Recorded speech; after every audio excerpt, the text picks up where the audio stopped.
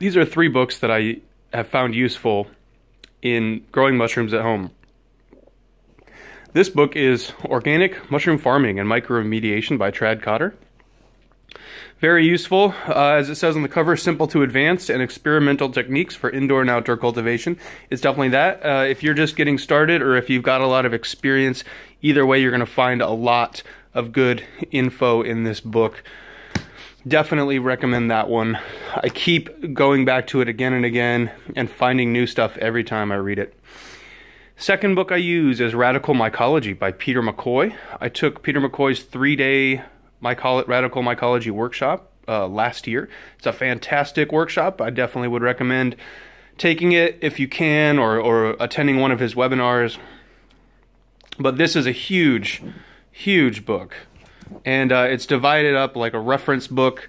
He goes into everything from simple to advanced techniques, the history of mushrooms, talks about the chemistry of mushrooms, cooking, brewing, all different kinds of microbes and lichens, and it's just this. I haven't even begun to scratch the surface of this book, so definitely I would say do yourself a favor if you want to learn more about mycology. This is a great resource. And the third book that I have been reading is Paul Stamets' Growing Gourmet and Medicinal Mushrooms. Paul Stamets is one of the world's foremost mycologists, and this book is very useful. It's a little bit more advanced. They do go into the history of mushrooms, but pretty much straight off, they're jumping into agar, sterile lab technique, and that's really useful.